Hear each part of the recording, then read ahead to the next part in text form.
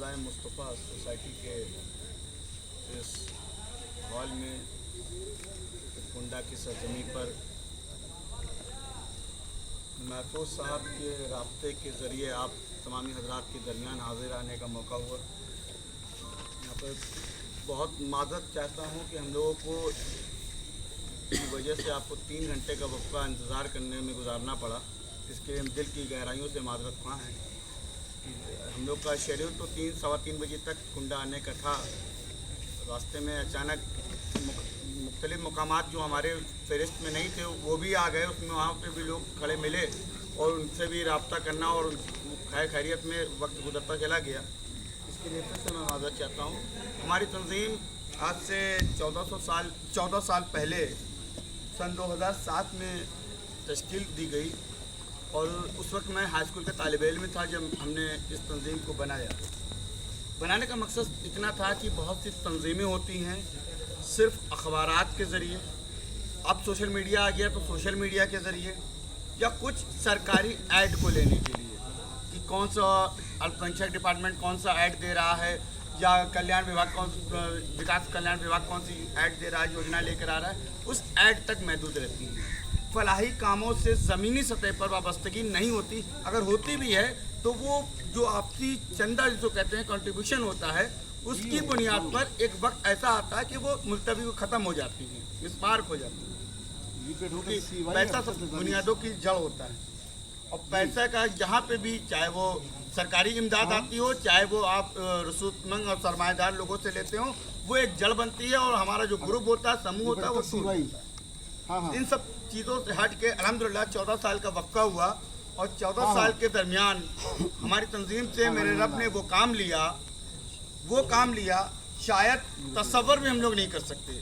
मतलब अभी हालिया आप लोगों ने 1.5-2 साल पहले देखा होगा कि ठाकुर बिरादरी के लोग एक फिल्म आई थी पद्मावती, जिसको लेकर उसकी मुखालफत कर रहे थे और उस फिल्म के लिए बैन लगाने का मुतालबा कर रहे थे, मगर उस फिल्म से कई सीन तो ज़रूर काटे गए थे, फिल्म पर बैन नहीं लगा। मगर 2011 में एक फिल्म आई जिसका नाम था फिल्म अजान, और अजान को बताया गया था कि अजान जो है वो दहशतगर्द का एक पैगाम है। दहशतगर्द जब इंफरादी तौर पर हो जाते हैं तो उनको इज्तिमाइयत में लाने के लिए अजान दी जाती है, उनका एक हेड अजान देता है, तो अजान सुन के वो लोग फिर से एक हो जाते हैं और हमले को तैयार हो जाते हैं। तो ये अजान को टारगेट किया गया था। 17 अक्टूबर को ये फिल्म रिलीज़ हुई पूरे हिंदुस्तान में और अल्लाह का बेपाया करम रहा। हमारा एहतजाज हमारी तंजीम से अल्लाह रब्बुल इज़्ज़त ने कराया। उसके बाद जब हमने उत्तर भारत सरकार के सूचना एवं प्रसारण मंत्री जो उस वक्त रेणुका चौधरी साहिबा थी, उनसे जब दिल्ली में हमारा डेलीगेशन मिलने गया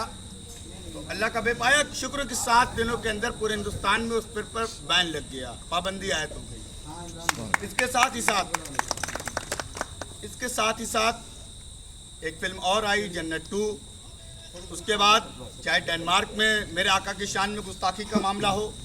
चाहे मुल्क हिंदुस्तान के किसी भी गोशे में मामला हो, चाहे सोशल मीडिया के ज़रिए हो, अल्हम्दुलिल्लाह सुम्मा अल्हम्दुलिल्लाह हम कहते हैं हम उन गयूर मोमिनों में अल्लाह ने हमको शुमार किया कि हमारी तंजीम के ज़रिए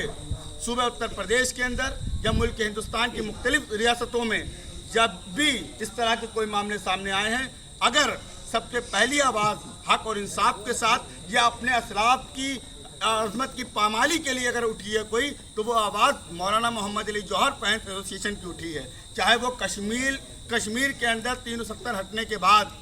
जब हुकूक की पामाली हो रही थी वहाँ की अवामुन्नास की और सारा हिंदुस्तान खामोशी अख्तियार किया था, उस वक्त भी अगर पहला और आखिरी एहतजाज कोई हुआ है तो कानपुर की सरजमी पर सिर्फ हमारी तंजीम के ज़रिए हुआ है। पहला और आखिर, यानी कि उसके बाद भी कोई नहीं और उससे पहले भी कोई एहतजाज सड़क पर नहीं हुआ तो कश्मीर वालों के लिए। इसके साथ साथ अभी 2 अप्रैल माजी की बात कर ली जाए, ज़्यादा दूर ना जाएं, तो 2 अप्रैल 2021 को एक मलून दिल्ली की प्रेस क्लब में बैठकर मेरे नाना जान की शान में गुस्ताखाना जुमले को अदायगी करता है। उसके बाद बहुत से लोग अपने आप को मेरे आका के नाम पर कुर्बान जाने की और अपनी नस्लों तक को कुर्बान जाने की बातें करते हैं, मगर मेरा रब जिससे काम लेना चाहता है बेशक उससे काम लेता है। उसने हम हकीरों को ज़रिया बनाया, हम फ़कीरों को ज़रिया बनाया और नाना जान की अज़मत के लिए हम लोगों की आवाज़ पर शायद हम लोग यहाँ पे 150 लोगों की तादाद में हैं, और हम लोग की एक आवाम में अगर हैसियत की बात की जाए तो लड़कों में शुमारी है। तो हमारी आवाज़ पे अगर 150 लोग जमा हो जाए तो हमारे लिए बड़ी बात होनी चाहिए। मगर मेरे नाना जान की शान में जब अल्लाह ने हमसे काम लेना चाहा तो यकीन जानिए 5000 का मजमा भी हमारी आवाज़ पर लब्बैक कहते हुए कानपुर के हाईवे को जाम करने के लिए नजर आया। हमारा शताब्दी रोकने का ऐलान किया गया, उसमें भी गिरफ्तारी देने के लिए हज़ारों की तादाद में लोग नजर आए। ये सिर्फ नियतों पे दारोमदार रहा। 14 साल का अरसा जो हमारा गुजरा कारगुजारियों का, इसमें तमाम बच्चियों का अक़्द की बात हो, तमाम मुतासरीन को हाजत, उनकी हाजतमंदों को उनकी ज़रूरतों की बात हो। अभी कोरोना का पहला दौर गुजरा, उसमें 82 दिनों तक, मुसलसल 82 दिनों तक, 22 मार्च से और मई की 16-17 तारीख तक मुसलसल हमारी तंजीम ने हाजतमंदों तक उनका अल्लाह के ज़रिए उनका रिस्क, अल्लाह के हुक्म के मुताबिक उनका रिस्क पहुँचाने का काम मुसलसल 82 दिनों तक किया। दूसरा लॉकडाउन का दौर आया। इस दौर में ऑक्सीजन के लिए लोग परेशान थे, वेंटिलेटर और आईसीयू बेड के लिए लोग परेशान थे। अल्लाह का बेपाया करम कि हिंदुस्तान ही नहीं, मुल्क का शायद कोई ऐसा 352 देशों में शायद कोई ऐसा देश होगा जहां से इस ऑक्सीजन के लिए या वेंटिलेटर के लिए लोगों ने राब्ता न किया हो कि हिंदुस्तान के फला हिस्से में मेरा बंदा रहता है, मेरा जानने वाला रहता है, आप उनको ऑक्सीजन प्रोवाइड करा सकते हैं, क्या आप उनको वेंटिलेटर प्रोवाइड करा सकते हैं। अल्लाह का बेपनाह करम, बहुत से हाजतमंदों की हाजतों को हमारी तंजीम के ज़रिए अल्लाह ने पूरा कराने का काम किया। इन तमाम 256 बच्चों को तालीम के लिए गोद लिया। तमाम ज़रूरतमंदों को जब भी किसी ने आवाज़ दी, अल्हम्दुलिल्लाह सुम्मा अल्हम्दुलिल्लाह,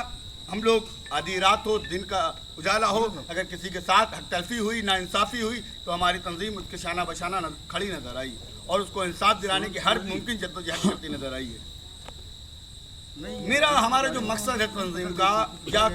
कुंडा आने का मुराद हो, या अभी कौशाम्बी होके आए हैं, या फतेहपुर के अंदर तंजीम को तश्कील देने की बात हो, हमारा मकसद सिर्फ इतना है कि अगर हक के लिए अपनी ज़ुबान को आज भी ना खोला गया तो आइंदा आने वाला वक्त, क्योंकि आज का वक्त वो है, कम से कम हमारे असलाफ ने कुछ हमको बताया या आज के बुजुर्गों ने कुछ बताया, जब कुछ हमने हिस्ट्री को पढ़ लिया, मगर आइंदा आने वाली जो जनरेशन है वो हिस्ट्री को पढ़ने के लिए किताबों को नहीं खोलने जा रही। वो सोशल मीडिया पर, चाहे एंड्रॉयड फ़ोनों पर सिर्फ वो गेम ढूंढने जा रही है और आराइश के अपने सामान ढूंढने जा रही है, वो तवारीख को नहीं पढ़ने जा रही। हमने खुद अपने असलाफ को फरामोश किया है, चाहे वो मुल्क की आज़ादी के असलाफ हों, चाहे हमारे अकाबरीन हों, वो जो इन्होंने मिली खिदमात को अंजाम दिया माजी में, उन सब को फरामोश करने के बाद हम जैसे नाहलों का आज जो हाल है उसको हम किसी और को जिम्मेदार नहीं मान सकते, किसी हुकूमत को जिम्मेदार नहीं कह सकते। ये कह देना सिर्फ अपना पल्ला झाड़ देना होगा। ये हमारा हकीकत ये है, अगर अपने ज़मीन को झिझोड़ के पूछेंगे तो उसके जिम्मेदार हम और हम खुद पाए जाएंगे। तो अजीज़ साथियों, मोहतरम हज़रात, हमारे दानिशवरान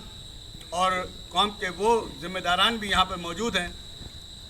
इनके ज़रिए सिर्फ मैं इतना पैगाम देकर अपनी बात को ख़त्म करूँगा क्योंकि वक्त नज़दीक है। कम से कम इस दौर में हक के लिए जो मेरे नाना जान ने अपनी 63 साल ज़िंदगी में हुकूक़ लिवात को सर फहरिस्त बताया, तमाम चीज़ों में उन्होंने अपने हदीस मुबारका में, चाहे वो तिरमिज़ी शरीफ में रिपीट किया हो 2 बार, चाहे वो कई और हदीसों में, कई जिल्दों में आपने कई बार मरतबा कई चीज़ों को रियायत के लिए कोट कर दिया, मगर हुकूक़ लिवात के लिए जो कंडीशन अप्लाई की है, जो कंडीशन बताई है, उसके मुताबिक अपनी और अपनी ज़ात के लिए जीना, हम जैसे हकीर जो जहाँ तक सोच सकते हैं, हम जैसे छोटे गुनाहगार यहाँ तक सोच सकते हैं, हमारी सोच कहती है कि अपनी और अपने ज़ात के लिए जीना किसी जानवर से आला नहीं हो जाता। क्योंकि जिस रब ने हमारे महल्ले की बिच को भी जूता खिलाने के बाद उसके बच्चों को फीडिंग कराना, दूध पिलाने का उसको तरीका बता दिया, जिस रब ने एक चिड़िया को दाना चुगने के बाद घोंसले में अपने बच्चों को दाना देने के लिए तरीका बता दिया, अगर हम अशरफुल मखलूक़ात कहलाने वाले मोमिन, अगर हम अपने और अपने कुनबे के लिए या अहले खाना के लिए ज़िंदगी गुजार रहे हैं तो हम उनसे कहीं आला तरीन नहीं हो जाते, या उनसे कहीं उनके बराबर के नहीं हो जाते, उनसे कमतर में शुमार होंगे, क्योंकि अल्लाह ने अशरफुल मखलूक़ात कह के हमको पुकारा है। तो कम से कम मेरे आका और मेरे नाना जान की 63 साल ज़िंदगी को अपनी ज़िंदगी में उतारना, और प्रैक्टिकली, ना कि सिर्फ